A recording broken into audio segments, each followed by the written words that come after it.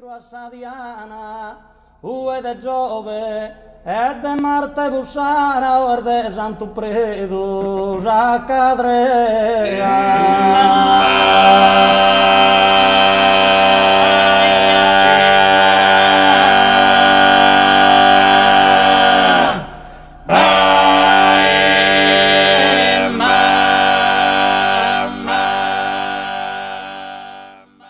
Olá, sejam bem-vindos a mais um filme falado. Desta feita, o objeto da nossa conversa será o mais recente filme de José Luís Guerin, a La Academia de las Musas, em português a Academia das Musas. Desta vez tivemos uma tradução criativa e o filme acabou de estrear em Portugal. E portanto a conversa vai girar, e eu acho que a conversa promete, porque já sabemos à partida, o filme teve passagem no Porto Pós-Doc e no Estoril, portanto já há algum tempo que debatemos o filme e já nos apercebemos das diferenças, e isso acho que vai enriquecer a conversa. Eu se calhar, eu não sei, eu começava por apresenta-te, por apresentar todos, não é? E depois eu já iniciamos a conversa. Pronto, tenho aqui o Ricardo Vera Lisboa. Sou eu. O Carlos Natálio. Sou eu. Pronto. E eu sou o Luís Mendonça. As três musas. Exatamente, as três musas. Não existe. As três poetas. Procura de musa. Ou não. Então, eu tenho aqui... Eu achei piada porque é um filme que já vimos há algum tempo. O Ricardo Vera Lisboa já escreveu sobre ele no Apollo de Bolsos. Uma crítica nada favorável, mas ele já vai falar sobre ela.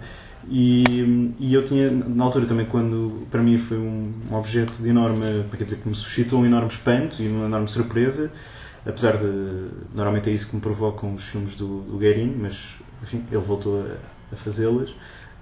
E eu na altura, eu vi o filme e escrevi qualquer coisa, foi engraçado agora, revi o filme e foi interessante regressar a essas palavras, e que eu disse qualquer coisa como...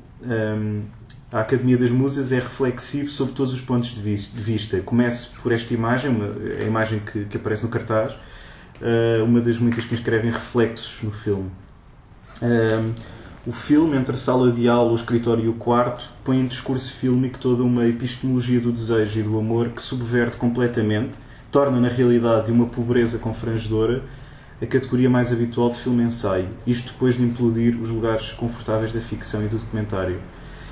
É mais uma vez Guerin a pôr em prática uma impressão que guardo dele, a de que é o cineasta que melhor e mais elegantemente doseia inteligência com esperteza. Pronto, eu lançava só... há aqui coisas que agora com a revisão eu me revejo mais e outras que me revejo um bocadinho menos, apesar da impressão do filme que permanece forte. E eu gostava de vos ouvir falar sobre, se calhar começando pelo Ricardo, já que ele escreveu, e contrapor um pouco, que eu acho que antecipei já agora, só para entrar logo a matar, eu acho que antecipei um bocadinho algumas das reações negativas, e uma vez que eu e o Ricardo até seguimos um pequeno ciclo de filmes do Guerin que aconteceu no Árvore na Gulbenkian, e trocámos até cartas que depois publicámos, e depois eu antecipei um bocadinho a tua, não direi revolta, mas a tua desconfiança em relação ao filme, quando pus esta questão que sempre me interpelou e me desafiou, que é este equilíbrio entre inteligência e esperteza, que é um lado qualquer de Chico Esperto, um Chico Esperto extraordinariamente sofisticado, não é? E erguto, é um bocado isso. Passar a perna, há pessoas que não gostam que seja de levar com rasteiras, não é? E o cinema o cinema dele tem muitas rasteiras e este filme não é exceção. Sim, ou seja, é aquela coisa de quando nunca ninguém nos disse que o Treino de Sombras é tudo maldrabice. Foi um choque para mim. Nós vivemos felizes. Quando nos dizem isso, para uns, como para ti, Luís, ainda gostaste mais do filme, eu acho que fiquei a gostar um bocadinho menos quando percebi que era tudo maldrabice, ou seja, que aquele arquivo era fabricado da mesma forma como tudo era fabricado no filme. E o que eu sinto, ou seja, apesar de eu gostar de alguns filmes do Guerin, o que eu sinto sempre é uma espécie de cinema de autor artsy, mas que no fundo tu estavas há bocado estavas a falar e com razão. É como o personagem deste filme, o professor, e para mim o professor e o Guérin são um e um só mesmo. E o filme é de reflexo exatamente porque ele está-se a ver ao espelho, o filme todo. E o que eu sinto é esta ideia de algo super sofisticado, mas com um fundo burgueso. E eu sinto isto neste filme.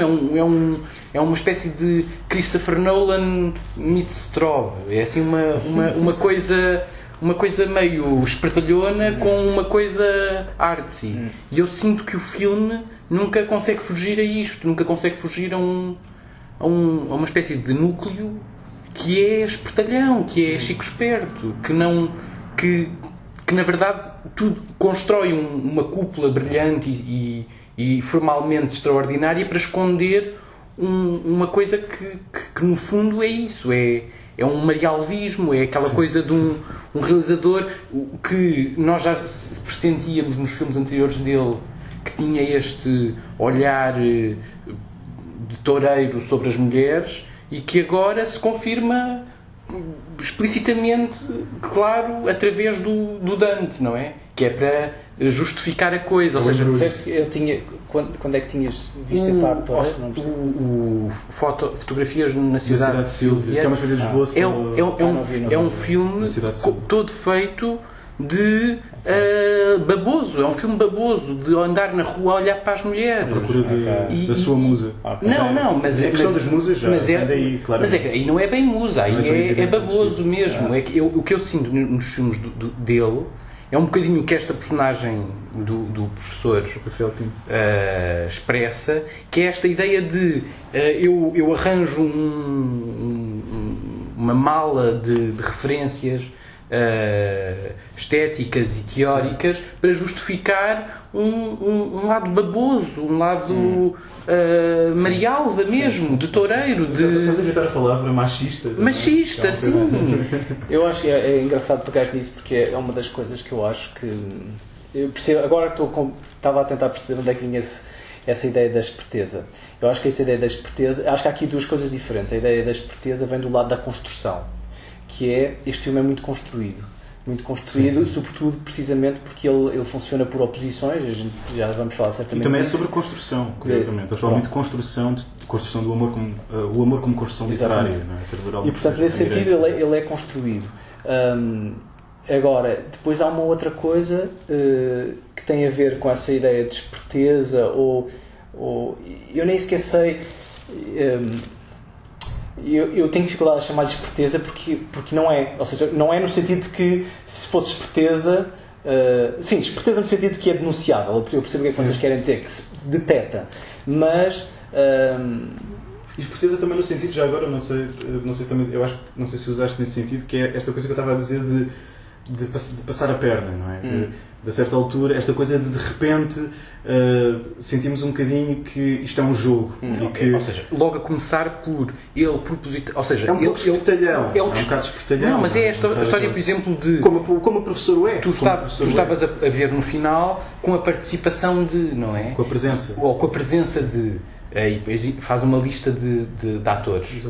E é esta ideia de ele usa o dispositivo do falso documentário para lá está, mais uma vez espertalhonamente ou porque é um bocado espertamente. Eu acho que é o lado construído, ou seja, eu acho que é um filme muito construído que ameaça, e eu queria falar especificamente da forma, mas antes, que ameaça que a forma seja um mero invólucro para uma ideia que ele quer fazer passar. E essa ideia está muito ligada à sua visão das mulheres. É muito engraçado que ele tem consciência disso. O filme tem consciência disso e o filme tem consciência de que ele tem vergonha disso, portanto esconde-se. Mas é que ele tenta antecipar isso, se reparares, num dos momentos iniciais, ele tenta antecipar isso, fazendo advogado do diabo de si próprio, ou seja, dizendo assim, colocando uma das personagens a refutar o projeto do professor, dizendo-lhe pá, isso é muito engraçado, esse projeto das musas, mas isso é uma coisa profundamente machista. patriarcal, no fundo. E é muito engraçado porque ele resolve isto de forma quase, com um argumento quase rancière, que é esta ideia de que, sim, mas o espectador, neste caso não é o espectador, mas a musa, é que é o verdadeiro ativo, não é? Como é esta ideia do espectador ativo, não é? Sim. E ele resolve isto assim, de género, sim, mas Que é um argumento terrível. a musa é que é a verdadeira responsável, não sei, quando na verdade nós sabemos ou seja, a musa está ali para inspirar qualquer coisa, mas que é feito do ponto de vista masculino, que é uma objetificação. A musa, de certa forma, pode ser vista como uma objetificação da mulher no universo masculino, no universo artístico perfeitamente masculino, centrado tendo o homem no centro da atividade criativa. Nós percebemos isso. E ele põe-se essa questão e resolve-a deste aspecto, dizer assim, ou seja, num argumento que não é o Rancière, que não está com essas preocupações, mas com esta ideia de desconstruir o que é o ativo e o passivo, basicamente. Sim. E ele tenta fazer isto. E ele coloca essa questão. Agora, obviamente que nós percebemos desde o início que há esta preocupação que há esta sombra, não é? Esta sombra sobre o filme, que é precisamente este projeto que parece ser muito ativista, que é esta ideia de passar do... Ativista, porque é... Não, mas... Sim. Ativista e de ativo. Sim, que é esta coisa de passar no fundo, esta Academia das Musas, esta ideia de passar da metáfora ao ativismo. Mas o problema é precisamente este ativismo, que é colocar as mulheres neste papel de falso ativismo, não é? Esta ideia das musas como se fosse um papel precisamente ativo, quando essa é que é a questão. Apesar de existir aquela cena que eu acho que é um momento de uma certa viragem, não é? Para depois o diálogo final, que assim é completa viragem desse ponto de vista, que é um bocado aquela coisa que ir a máscara, não é? Na realidade ele era o Marialva, o tal... Mas é isso que eu acho que é ou seja, tudo bem, o Guérin ou o professor têm o direito de achar o que lhes apetecer.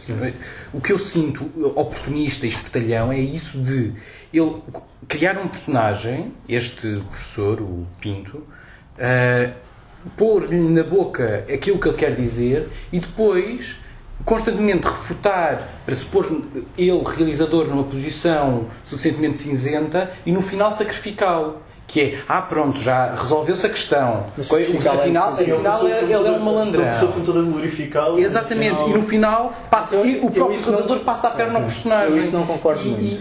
Eu sinto esta ideia de... Mas a cena o Guérin está sempre na posição a cena do hotel com a aluna, em que percebemos que já suspeitávamos, porque a mulher, coitada, vive numa angústia permanente ao longo do filme, não é? Aliás, eu acho que é muito engraçadas todos os intervalos no filme que são o diálogo doméstico do casal. Tem qualquer coisa, aliás, na altura compararam muito, tinha qualquer coisa assim de screwball, não é? Qualquer coisa de uma espécie de jogo ping-pong entre eles os dois, não é? Retórico, em que ela mantém-se sempre firme na sua posição e ele sempre firme na sua, e aquilo é um jogo interminável. E sempre com aquele jogo de espelhos, não é? Sempre na superfície e aquela distância entre os dois, não é? De qualquer maneira, eu estava lembrando dessa sequência do quarto hotel, porque acho que é o momento em que nos apercebemos que sim, ele de facto tem a tal vida dupla, ele põe em prática aquilo que apregoa, não é? Tem uma musa, ele vai à procura, na verdade ele é bastante ativo nisso, não é? E ele começa a escrever um soneto, a certa começa a escrever um soneto, e ela diz: tu ignoras-me, e ela começa a sentir-se tudo aquilo que ela desconfiava, o tal patriarcado, não é? Aquela tal posição patriarcal e por aí fora, de repente é posta em prática, e ela constata que foi instrumentalizada, que de facto eu acho que aí ele torna-se uma personagem muito mais como é que é dizer, eu aí ganhei uma desconfiança muito maior em relação àquele personagem. Cai completamente, quer dizer, ele de repente, quer dizer, aquilo tudo é uma espécie de uma farsa, não é? Eu senti um bocado aquela coisa toda aquela retórica dele, do professor, que isto são só ideias, estamos só no domínio das ideias e tal. Ele até diz que o professor, que ele não ama os alunos dessa maneira, ele ama os alunos porque a arte é ensinar a sexualidade não é só uma coisa digital. E ele aparece ali como um puro ideólogo, portanto não é ele diz aquilo quase uma perspectiva utópica, e de repente ele simplesmente é um tipo que usa esse argumentário como uma espécie de rede para mas é que para mim a questão é, eu não consigo atacar o filme aí, porque eu acho que o filme que quer é atacar ou sentir-me traído aí, porque eu acho que o filme o que quer é fazer isto. O que eu estou a dizer é que eu também acho. Eu posso concordar que há um lado de construção. Eu acho esta espécie de relação entre o ideal e o ativo e o concreto, entre a metáfora e aquilo que acontece na realidade, entre a musa ideal e a musa carnal, entre aquilo que se diz e aquilo que de facto se faz. Isto é esta oposição que está constantemente a funcionar no filme. Esta é a ideia do filme. O que eu posso compreender do ponto de vista de ser uma traição é que desde os primeiros momentos essa oposição é óbvia.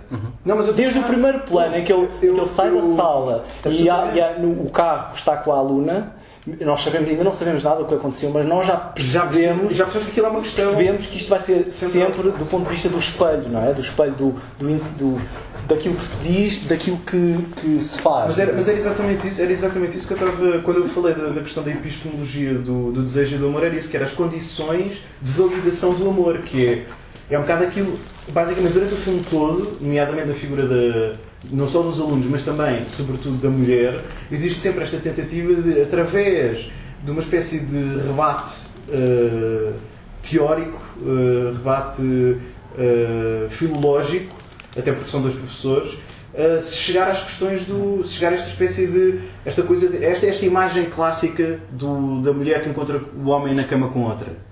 Mas isto é jogado num âmbito metodológico, num âmbito reflexivo. E daí a questão dos espelhos, não sei. Mas é esta coisa de tentar apanhá-lo em falso, não é? Lá está, tentar apanhar o Marialva no meio de um discurso filológico que vai vai a Sócrates, a Dante.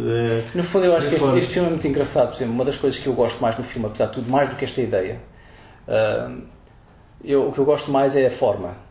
Formalmente, porque não só os tiques ou as marcas do Guérin, a cena reflexiva, os planos reflexivos e tudo mais, mas sobretudo sentir que há um certo, parece haver, à primeira vista, visto que isto é um filme de ilusões, parece haver um certo desleixo, uma forma um pouco do género, vamos colocar aqui a câmara. Que é a história do lado documental, ele está, ou seja, o filme constrói sobre os formalismos do documentário. Sim. Mas mais aí, depois eu acho que vai para além disso. Eu acho que vais mesmo, obviamente que há uma naturalidade próxima do documentário, mas eu acho que é mesmo, parece haver ali apenas uma preocupação de gravar conversas. Com câmaras que se mexem um bocadinho, não há aquele falso movimento incerto, que é aquela coisa do fingir que estamos a ser naturais. Não, há um bocadinho esta coisa do colocar a câmera aqui e ver a pessoa muito perto, ou de repente interromper o filme para ir ao campo. Ou seja, há uma certa lassidão, ou lacidez, não sei se se diz assim, formal. E eu acho isso, apesar de tudo, interessante. Sobretudo porque é um filme de ilusório, um filme de ilusões. Mas tudo isto para dizer o quê? Que uma das marcas específicas da forma é esta proximidade, não é?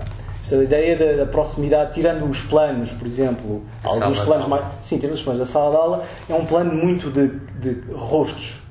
Mas curiosamente, e isto é que eu acho, lá está mais uma vez a questão da contradição, são grandes planos de rosto que não tendem a trazer a carne, ou seja, não são grandes rostos, grandes planos carnais, são grandes planos intelectuais, se quisermos. Sim, eu acho o filme nada sensual. E eu acho que há aqui uma coisa, e isto para pegar na vossa ideia da esperteza, com a qual eu até posso concordar, que é esta ideia de que o que está em campo é sobretudo as ideias e o intelecto, e a questão é saber o fora de campo.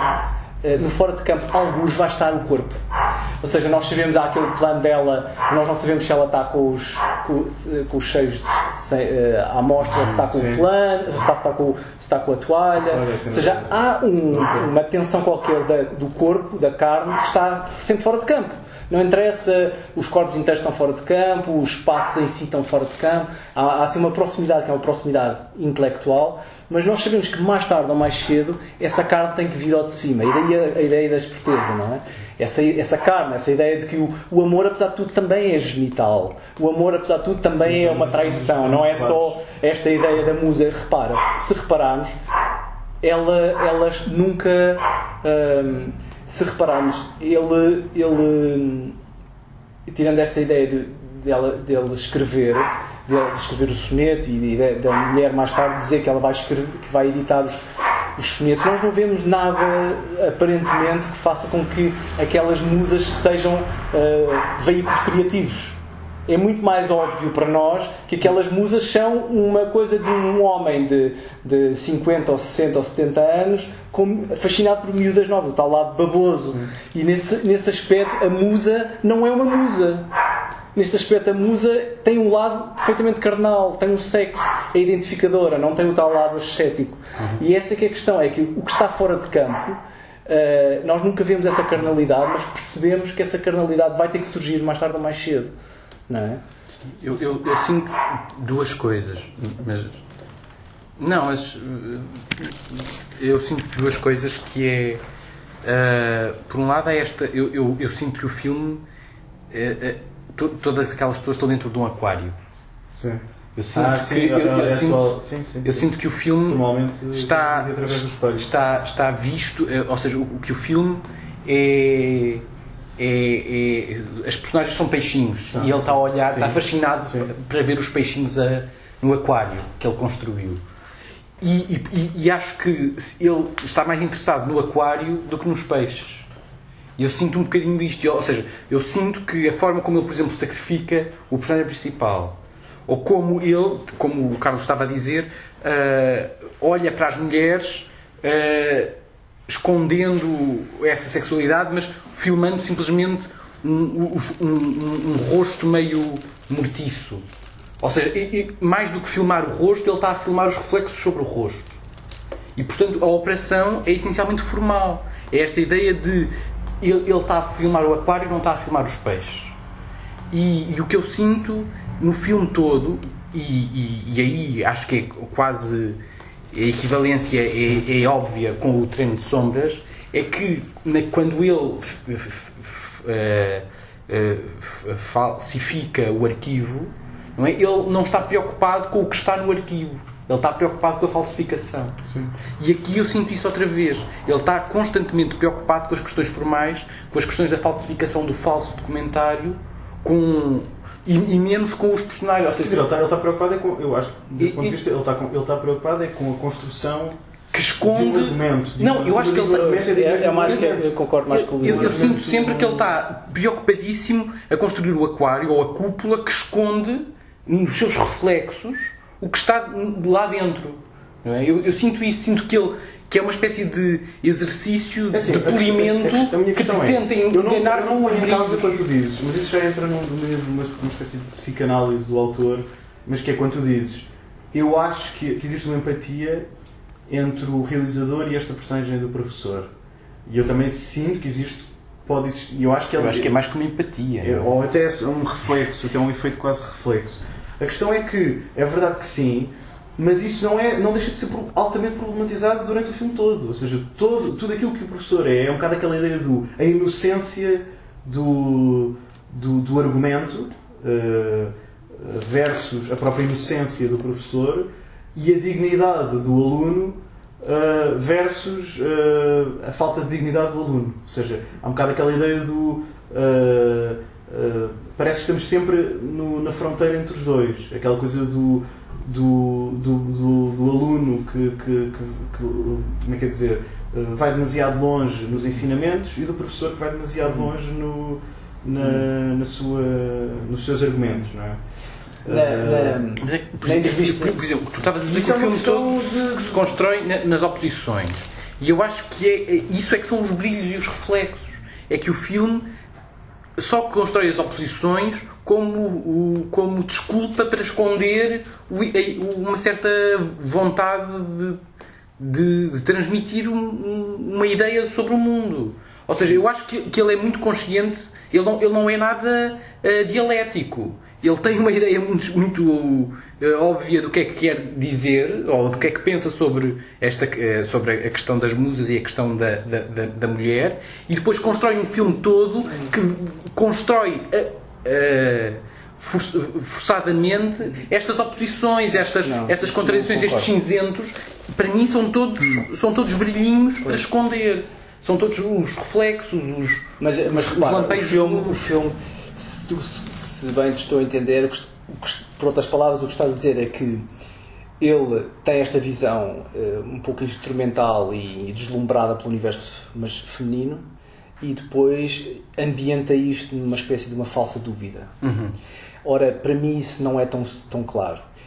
Pode ser, mas para mim isso não é tão claro. O que eu posso dizer, e que o Apichatpong dizia uma coisa na entrevista interessante, que era a propósito da questão se ele seria um médico dos espectadores, ou da sociedade ocidental, o que é que se chamamos, e ele dizia, não, eu faço o cinema para mim, para me descobrir.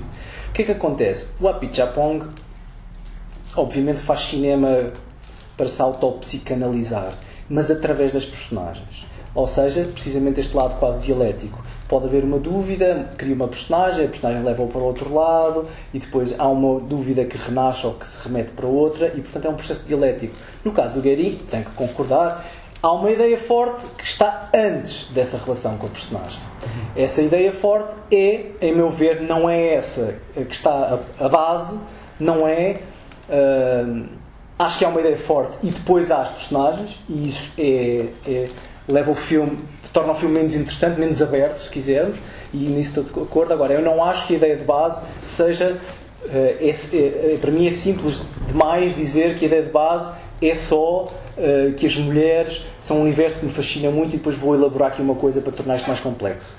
Não acho que seja tão simples quanto isso. Acho que, de facto, o filme tem parte dessa visão, mas também se procura consciencializar-se desta relação que existe entre o lado, se quisermos, machista, ou machista não se chama machista, mas do homem deslumbrado pela mulher, ainda por cima mais nova, que é uma coisa possivelmente corriqueira e carnal. É um deslumbramento à altura que é por uma coisa que é instrumental ou não. Por uma coisa que é esta ideia de será que aquilo que eu digo corresponde àquilo que eu faço? E isto é colocar-se em causa. Se eu digo assim, será que aquilo que eu faço, que é sentir um fascínio por raparigas mais novas, corresponde àquilo que eu digo, que é a ideia romântica das musas e não sei o quê, e não sei. Será que isto será que há esta correspondência? Esta colocação desta dúvida não é mais complexa e mais rica do que pura e simplesmente elaborar um universo à volta de meninas bonitas e vistas através de reflexo e depois criar... Era aquilo que eu estava a dizer, que é o dosear a inteligência com a esperteza, que é verdade que ele pega num conjunto de impulsos que são quase ao nível do ID, e depois começa a construir um universo reflexivo, quer dizer, que é de facto é tão engenhoso, é tão sedutor na sua construção, que se torna de facto outra coisa mais. É verdade que na raiz, mas eu acho que ele não esconde isso. De raiz está esta espécie de impulso um bocado do homem marialva, do homem possessivo, como a certa altura também eles falam da questão do sentimento de posse, não é? Em relação às mulheres.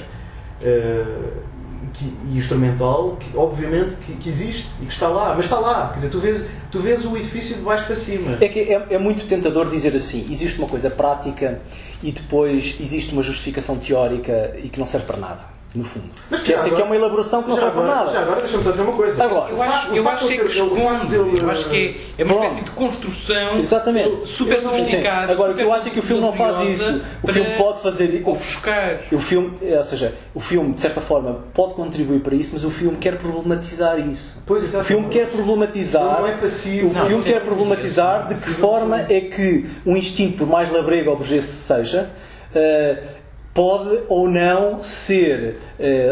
pode ou não estar em contradição com o ideal romântico, teorizado, academizado.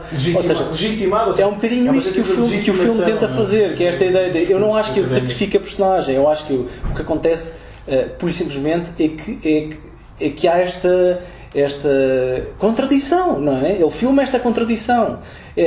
Esta ideia de que a Academia das Musas é uma coisa, um projeto emancipador da mulher para levar-nos a uma autonomia estética, a uma superioridade estética qualquer. Mas depois sabemos todo, basicamente a questionar mas este tipo é um vendedor de banha da cobra ou não é? Ou seja, há um lado qualquer, isto pode ser um bocado simplista, mas há um lado, o filme todo é uma espécie de tentativa de rebate. É que eu não acredito, a questão é que eu próprio não acredito, ele pode... Este pôr em dúvida. É que eu não acredito que esta personagem, por mais débil que seja, não acredito que esta personagem não creia, nem que seja numa percentagem, naquilo que diz. Eu não acho que esta Academia das Musas seja de facto um logro para comer meninas.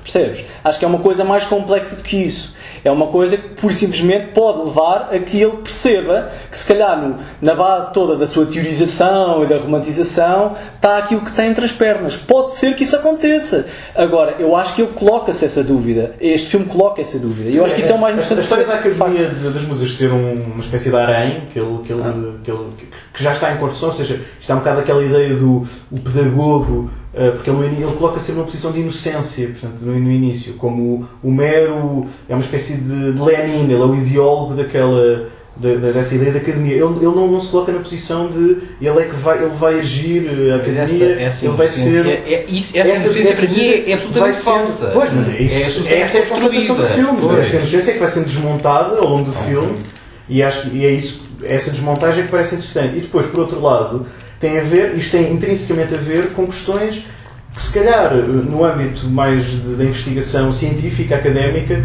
são questões recorrentes, que é precisamente a questão de legitimação do saber, a relação entre a teoria e a prática, o professor e o aluno, a ideia da universidade, por exemplo, como um espaço de doutrinação ou como um espaço aberto de aprendizagem.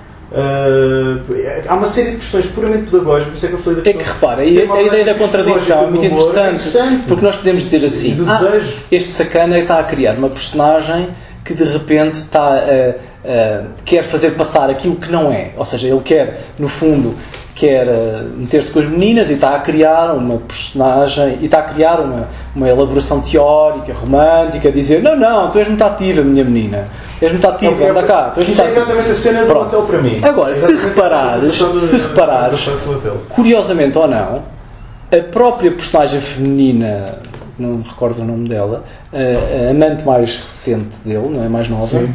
Ela própria também entra em contradição, ela própria também é supostamente a emancipadora, a que deteta a falha no sistema dele, a que diz: mas isso é uma coisa muito machista. Cena final do diálogo, isto é uma coisa muito machista, estás aqui a dizer isto, isto é... Mas por outro lado, ela própria deixa-se seduzir pelo médico, pelo professor.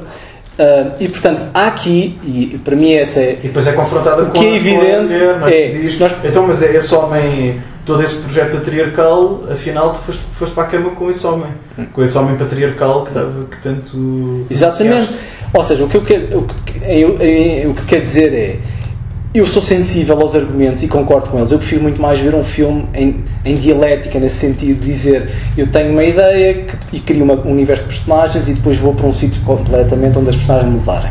Isso é um filme muito mais interessante deste ponto de vista. Agora, este filme não deixa de colocar uma questão bastante interessante para mim, que é precisamente esta ideia entre um impulso carnal e um impulso racional, um impulso... Sim. E eu acho que esse filme corre o risco de ser... Este filme corre o risco de seduzir-nos por via da lição, se quisermos, da lição no sentido da exposição de uma ideia, é verdade. Mas essa é interessante. Porque há uma coisa, quando ele diz o ensino, para mim, é uma arte de sedução. E a mim falta falar desta palavra, que esta é uma palavra importante no filme, porque precisamente é um filme de registro documental e o Guérin joga sempre nessa fronteira, para nunca sabemos muito bem onde começa a realidade e onde acaba onde começa a realidade e onde começa a ficção, que é a ideia de enredo. Ou seja, todo o esforço seletivo implica um esforço de enredar alguém, de seduzir, de envolver. Mas a ideia de enredo é uma ideia de conquista, não é? Uma ideia, quase uma rialva de conquista, quase a ideia do piropo, não é? O melhor piropo, o piropo, o último piropo, que é aquele piropo que nunca, nunca acontece, que verdadeiramente é do qual é impossível escapar. É aquela palavra mágica, não é? Aquela coisa do linear, não é? E o nome, vá lá do Conjuring 2, é o nome, a força do nome. Lá está, agora concordo, é um filme muito pouco livre, é um filme que te deixa, que te coloca uma questão e que eu gosto de ser confrontado com essa questão. Agora, é um filme pouco livre, é um filme que não te dá muito espaço para sair além disto. Mas isto é muito. Tem a ver também com a forma de apresentar. Este filme é um projeto, não é? Ou seja, é um filme que te... Ele diz, não é? No início, um projeto, como é que é? Não sei como é que é. Um projeto de ensino, ou um projeto qualquer coisa assim. Eu acho que é... Um projeto de ensino por... Ou seja, ele neste sentido, ou seja, ele orienta a tua reflexão, no sentido de dizer-te, ok, está aqui esta questão, a liberdade que tu tens enquanto espectador é de pensar sobre esta questão. E pronto, e chega. É uma liberdade muito menor do que aquela quando tu tens um filme que não tem não tem a questão, não tem muita sedução, sim, não tem muita sedução, muita exposição da questão em si, e que te deixa pegar naquilo que quiseres pegar. Nesse sentido estou completamente de acordo. É um filme pouco livre por relação àquilo que poderia ser. Portanto, o que diz é uma experiência pedagógica do professor Rafael Pinto filmada por José Luís Guerin. Ou seja, acho interessante esta coisa da experiência pedagógica. Não é do José Luís Guerin, é do professor Rafael Pinto. Eu sinto sempre esta nada inocente desculpabilização.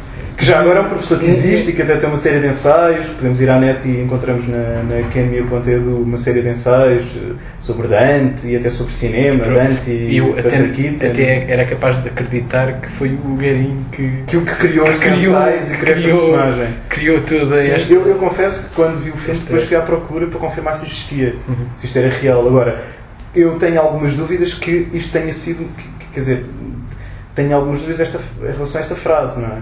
Que é esta coisa de que a experiência do Rafael Pinto e lá vai o José Luís Guerin simplesmente filmar, senão o filme é demasiado construído para que seja assim, não é? Isto não é cinema à vérité, não é? E portanto, pronto, eu acho que... Não sei, acho que ficamos por aqui. Acho que já ficamos por aqui, que já esgotámos parte do assunto. Fomos ligeiramente interrompidos pelo Sr. Golias. A musa do Carlos. A musa do Carlos. Sim, e pronto. Que é um cão muito querido. E portanto, pedimos desculpa pelos raccords que devem ter ouvido ao longo desta conversa. Sim. Ou os sons de fundo. E pronto, e é isso. Adeus. Adeus. Adeus, até à próxima.